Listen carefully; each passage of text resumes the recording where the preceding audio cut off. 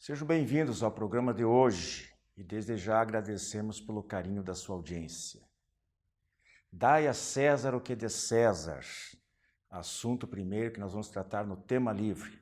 E nós veremos que é muito mais do que impostos que nós devemos passar a César.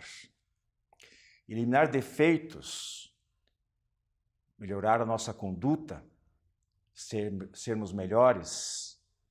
Como fazer? Por onde começar? O Espiritismo responde. E eu voltarei no final com o quadro As Razões dos Fatos para falar dos tipos de desencarnação. Por que nós todos não morremos de uma maneira única? Como é que Deus vê essa situação? O que está programado e por quê? Diálogo Espírita número 230 está no ar.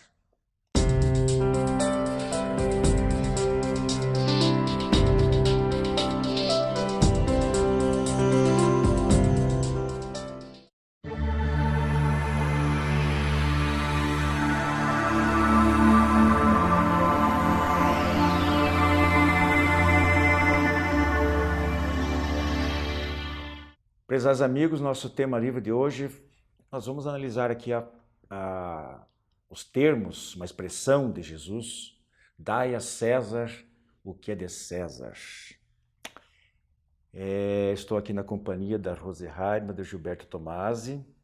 Queridos amigos, vou ler aqui, me permitam, um trechinho do Evangelho segundo o Espiritismo, do capítulo 17, o item Sede Perfeitos. O item é o homem no mundo. Muito interessante.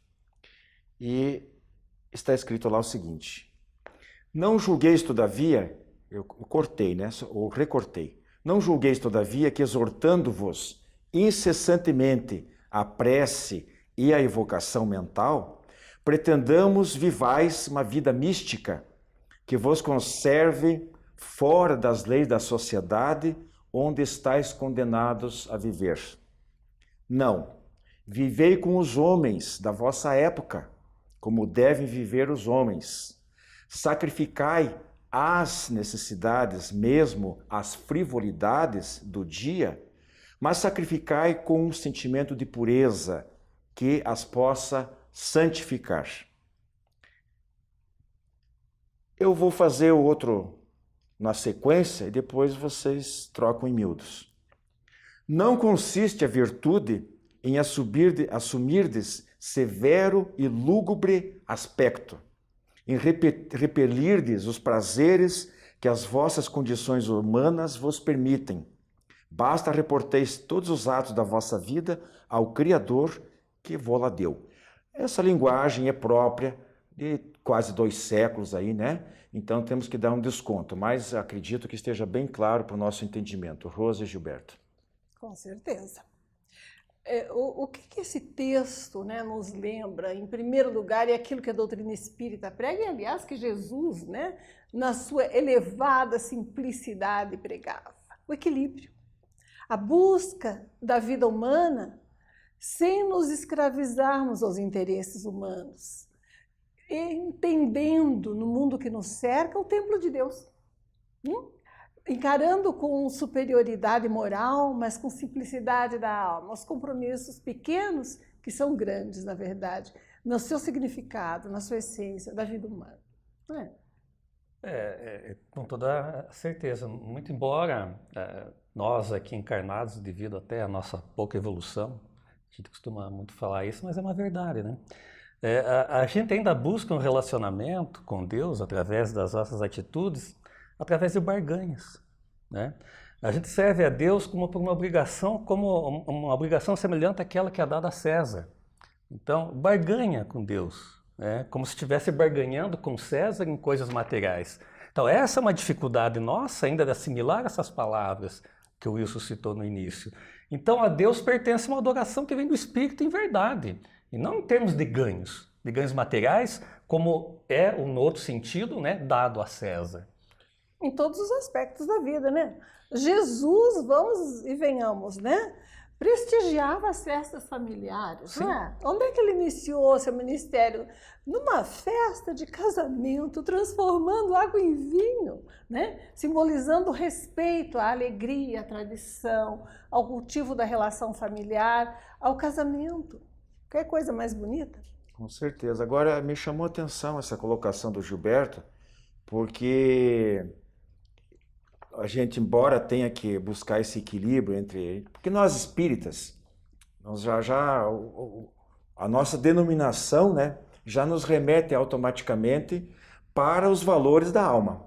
Com certeza. Né? Para não repetir o espírito aqui, ou o espírito. Né? Falamos em alma. Nossa preocupação sempre é essa, de mostrarmos e de assimilarmos para nós mesmos a importância dos valores espirituais.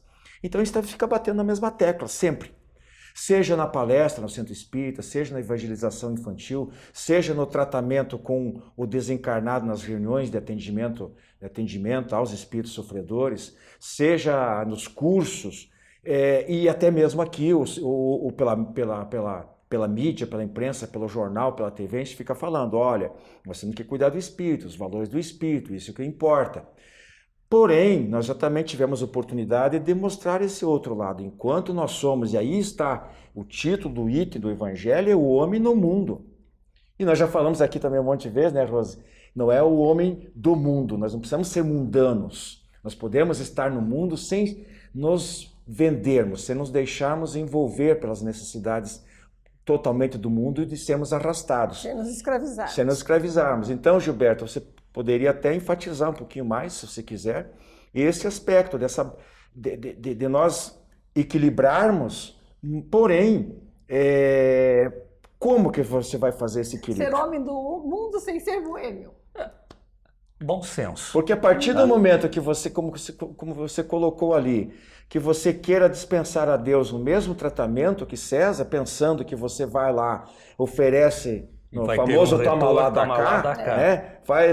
Faz uma oferenda e já espera, ou faz uma promessa para receber um retorno. Né?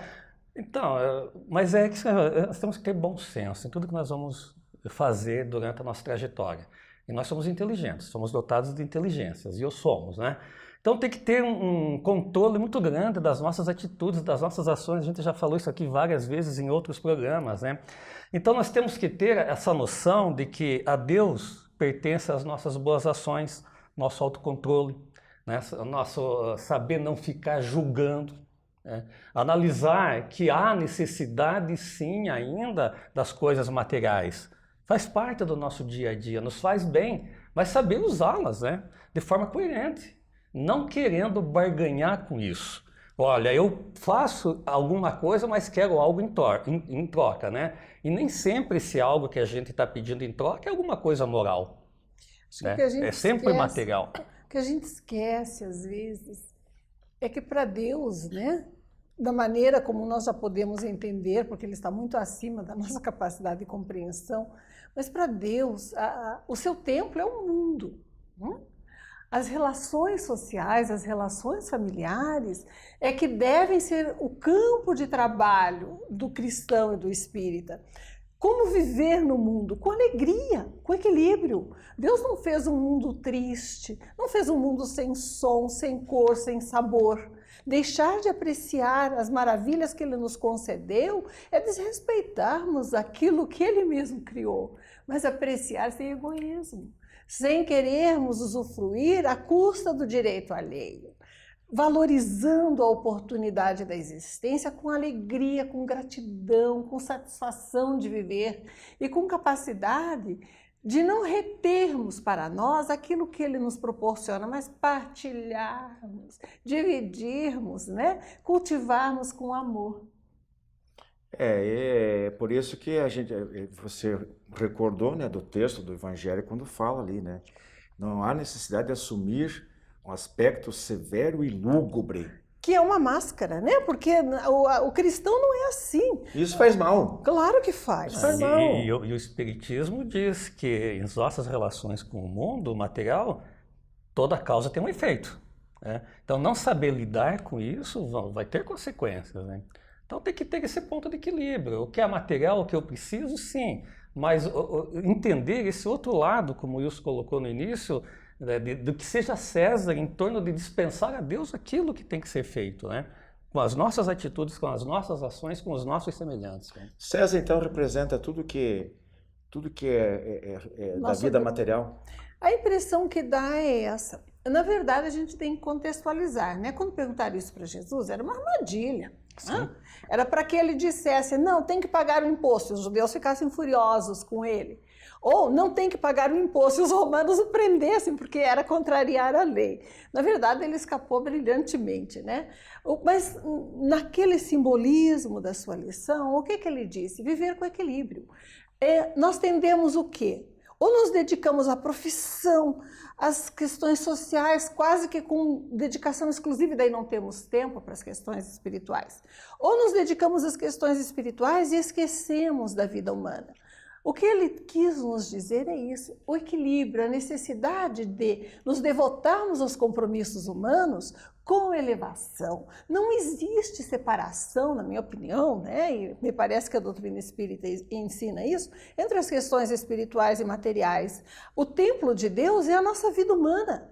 E vivermos na profissão, na família, na sociedade, com devoção a Deus, com alegria, com elevação, com gratidão, né? Pelos benesses, repartindo e partilhando aquilo que de bom nos acontece, é elevarmos a Deus o nosso pensamento e darmos a Deus aquilo que lhe pertence. Até porque existe lá, se não me engano, na terceira parte, né, do Livro dos Espíritos, onde fala das leis, né? Uma das leis lá é a lei de sociedade. Claro. E os Espíritos deixam bem claro para nós que nós fomos criados, fomos trazidos para esse mundo, colocados por Deus neste mundo, para vivermos em sociedade, porque senão não há progresso. Então, quando o indivíduo fala aí também, usa a palavra místico, né? A gente pode imaginar aquelas pessoas que se isolam do mundo, tudo, porque eles não querem sofrer as tentações, Imagina, do mundo material. Então eles querem ser puros, não querem ter contato com ninguém. Tem um pouco de egoísmo, às vezes, nisso. Né? Muito, e talvez um pouco por ignorância. Eles acham que estão sendo muito agradáveis a Deus. A intenção pode ser até boa, mas o efeito não é. Então os Espíritos dizem, não, você precisa conviver, constituir de um modo geral, constituir famílias, trabalho, viver com os outros, que você vai aprender com os outros, porque ninguém consegue aprender tudo sozinho. Precisa da experiência, da solidariedade, né? entre as demais pessoas. O que nos impede de selecionarmos, né, os ambientes que a gente vai, em que vamos nos demorar. Claro. Né? Nós podemos passar por qualquer ambiente, mas voltarmos, cultivarmos e nos demorarmos naqueles que realmente interessam, né, com os nossos objetivos a longo prazo de vida. E isso exige de nós um certo cuidado, claro, na vida diária, mas a devoção à família, ao mundo, à natureza, à sociedade, não quer dizer nos isolarmos da convivência, né?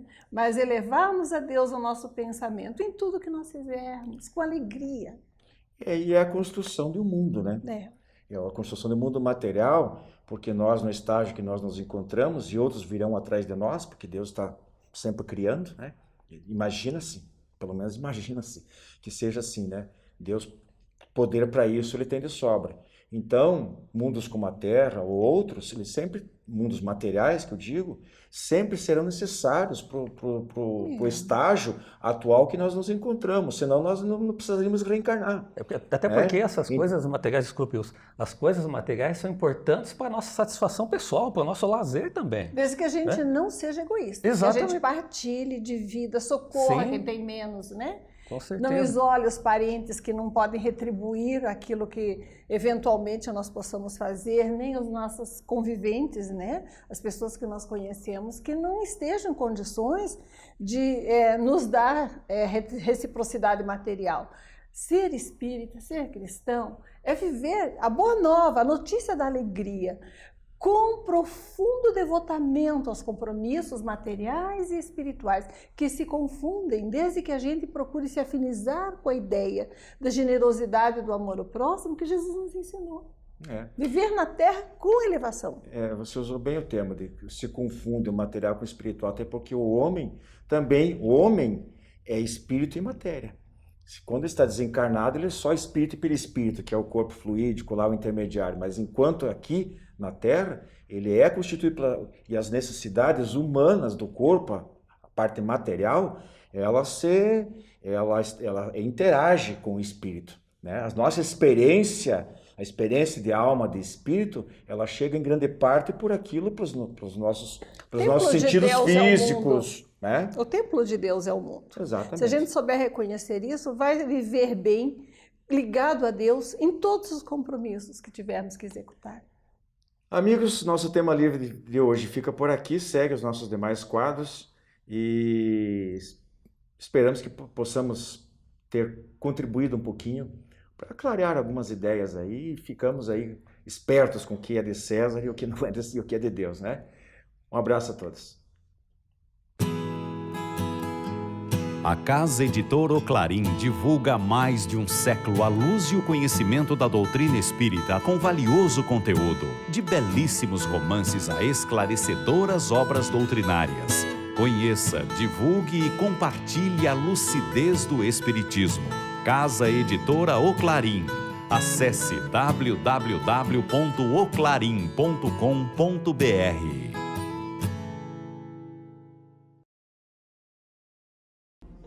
As encadernações da revista Ser Espírita, um acervo para o presente e para o futuro.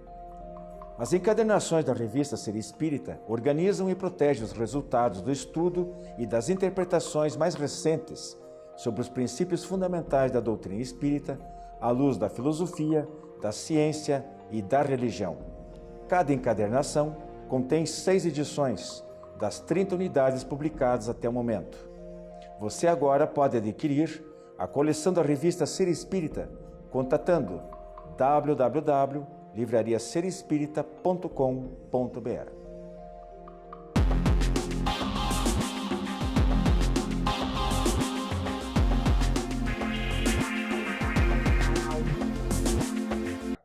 Prezados amigos, hoje no quadro Espiritismo Responde, temos a seguinte questão. Tento ser uma pessoa melhor, mas muitas vezes não consigo. Tem alguma fórmula especial para conseguir a mudança? Uma fórmula mágica, uma receita de bolo? Essa mudança a gente pode entender como sendo a reforma íntima. E quais são os passos da reforma íntima? Vamos passar agora os 3 passos e uma dica para cada passo. Tudo isso no curto espaço de tempo que a gente tem. O primeiro passo da reforma íntima é o autoconhecimento. E aí não tem dica melhor do que aquela que Santo Agostinho deu para a gente. Está na resposta da questão 919 do Livro dos Espíritos. Todas as noites, quando Santo Agostinho colocava a cabeça no travesseiro, ele analisava tudo que ele tinha feito durante o dia. As coisas boas, as coisas ruins, o bem que ele deixou de fazer, que já é um mal, e tudo que ele poderia vir a melhorar no dia seguinte. Fazendo isso, com certeza Santo Agostinho se conhecia. E nós interrogamos a nossa própria consciência desta maneira, todo dia, toda semana, todo mês. Tem gente que passa uma encarnação inteirinha sem questionar a própria consciência, sem pensar assim, o que eu posso fazer para ser uma pessoa melhor? O primeiro passo para a reforma íntima é autoconhecimento. Conhecer as limitações, os potenciais, as fraquezas, as virtudes e assim por diante. E aí a gente vai para o segundo passo. O segundo passo da reforma íntima é transformar vícios em virtudes. E aí como é que a gente faz isso? Na questão 913 do Livro dos Espíritos, Kardec pergunta qual que é o pior mal, o pior vício de todos. E a resposta, o egoísmo. O egoísmo que é a chaga da sociedade, a raiz de todos os males. Opa! Raiz de todos os males. Então não importa qual seja o vício, qual seja a vicissitude, tudo tem sua raiz no egoísmo. Ciúme, a raiz é egoísmo. Inveja, a raiz é o egoísmo. Tudo. E ainda nessa questão é dito pra gente, vós combatereis inutilmente qualquer vício se não atacardes o mal pela raiz. Precisamos atacar a raiz, que é o egoísmo. Na questão 917, nós temos o seguinte, qual o meio de destruir o egoísmo? Simplesmente isso. E a resposta? O egoísmo se enfraquecerá com a predominância da vida moral sobre a vida material.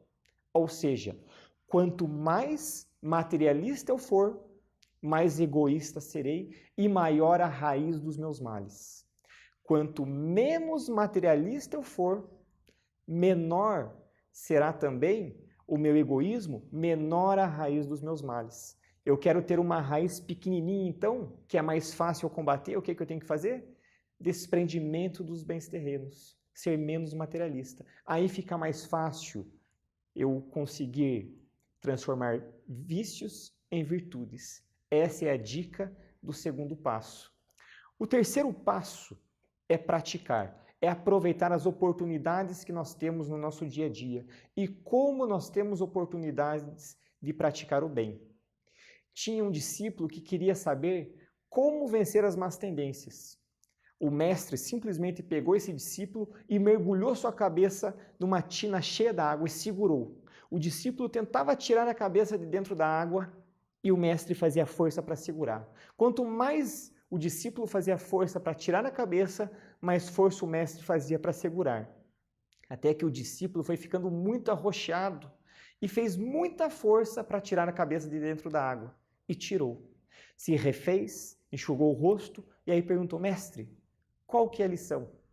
E a lição era: quando a tua vontade de tirar a cabeça de dentro da água foi maior que a minha vontade de segurar, você tirou a cabeça de dentro da água. Quando a nossa vontade de fazer o bem, quando a nossa vontade de vencer nossas más tendências for maior que as nossas más tendências, a gente consegue vencê-las. Ou seja, dicas para a nossa reforma íntima. Em relação ao primeiro passo, autoconhecimento, reflexão diária.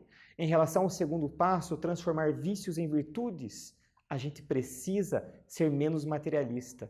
Em relação ao terceiro passo, que é praticar, precisamos esforço, vontade e muita disciplina para tirarmos nossa cabeça de dentro da água.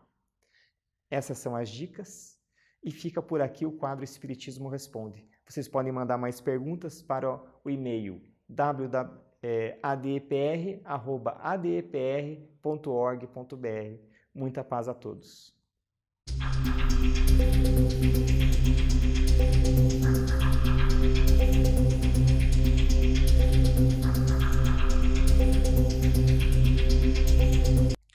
Amigos, nosso quadro As Razões dos Fatos de hoje, nós vamos falar sobre a morte. Mais uma vez, mas é bom a gente falar sobre o assunto. Vocês verão que não deixa de ser interessante. O filósofo antigo falou que a gente começa a morrer no dia que nasce. E o meu pai, que também já falecido, que cursou mal e mal até o primário, mas ele também tinha a sua filosofia de vida. Ele dizia que para morrer basta estar vivo. Então, se a morte é uma coisa tão certa, né, como 2 e 2 são 4, não há motivo de a gente não poder falar sobre isso de uma maneira bem à vontade, né? Aliás, quanto mais nós estivermos familiarizados com ela, deixarmos de vê-la como uma vilã cruel e assustadora, melhor para nós, porque quando chegar o momento de nós termos o nosso encontro com ela, nós já estaremos, digamos assim, até com uma certa familiaridade, né? Seja isso nós no papel de anfitriões de sua visita, ou se ela ocorrer próximo de nós, com alguma pessoa da nossa convivência. Nós sabemos que há vários tipos de gêneros de morte, né? A gente pode dividir em 2 grupos, as mortes naturais e as mortes provocadas ou violentas. No primeiro grupo das mortes naturais, há as mortes por doença e as mortes por velhice.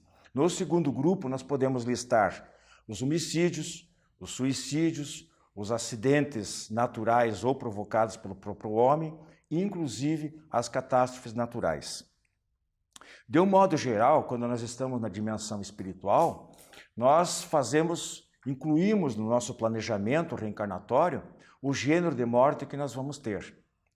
Mas estudando isso já de uma longa data, eu cheguei à conclusão que não se pode entender ou acreditar que isso ocorre sempre, que não há um espaço para o livre-arbítrio, para alguma mudança durante a reencarnação.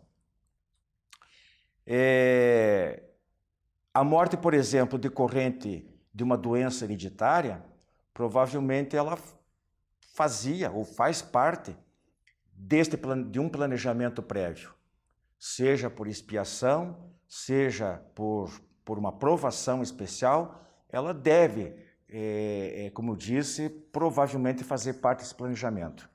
As mortes prematuras de crianças, de jovens, exceto naqueles casos em que ocorram por negligência, por irresponsabilidade, fruto de agressões físicas ou acidentes que não estavam na dependência daquele espírito, também normalmente estavam programadas. Representam, dizem os espíritos instrutores, geralmente complemento de uma vida anterior que foi interrompida, às vezes pelo suicídio ou por um acontecimento fora do controle daquele espírito.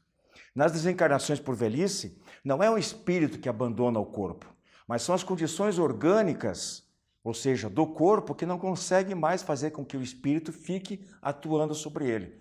A gente chama o corpo físico de veículo de expressão do espírito. E realmente a gente pode fazer essa comparação. É como se você pegasse um carro muito velho e, embora o motorista, o condutor estando ali, ele não consegue mais movimentar aquele automóvel, aquele veículo.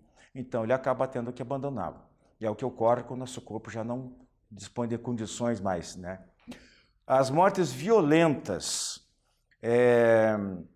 de todo tipo também não considero ser sensato nós afirmarmos que todas elas estavam predeterminadas, que ocorreriam porque estavam previstas no destino daqueles indivíduos. Há várias situações que, se bem estudadas, vão comprovar que essa tese, vão mostrar pelo menos, que essa tese pode ser colocada por terra. Ela não se sustenta diante da fé raciocinada. Planejamos, sim, as nossas futuras existências antes de reencarnarmos.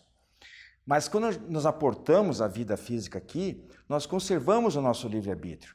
Então, muita coisa pode ser alterada. Nós estamos sempre reescrevendo a nossa história. Nós estamos sempre procedendo novas escolhas e novos caminhos. Razões para isso não faltam. Às vezes pode ser uma provação, o término de uma provação ou de uma expiação. Pode ser uma moratória para dar tempo de conclusão de um planejamento, de um projeto que ainda está em andamento. Pode ser provocado por terceiros, né, em acidentes que realmente não estavam escritos. Agora, o importante de tudo isso é nós sempre confiarmos em Deus, né, mas fazemos a nossa parte e entender que a morte sobrevém a ela quando e da maneira que for, ela não é o fim. Ela é natural e, principalmente, após ela, a vida está triunfante, se apresenta sempre triunfante porque nós somos espíritos imortais. Jamais morremos. O que nós estamos fazendo sempre é essas indas e vindas. Estamos transitando daqui para lá e de lá para cá. Meus amigos, nosso recadinho de hoje, As Razões dos Fatos, é esse. Nós ficamos por aqui. Boa semana a todos vocês e até a próxima, se assim Deus nos permitir. A editora espírita O Clarim é uma das mais antigas do país, com cerca de 200 de publicações de primeiríssima qualidade. Um de seus últimos lançamentos é o romance O Eterno Caminho do Bem, do espírito Caibar Schutel, psicografado por Sérgio V. Grande. Conta a saga de um benfeitor espírita que alterou o panorama de muitas vidas, dentre elas a da jovem Eleonor. Eugênio é o desbravador dos campos escuros do materialismo e do preconceito religioso. Pedidos pelo e-mail oclarim@oclarim.com.br ou telefone 16 3382 1066.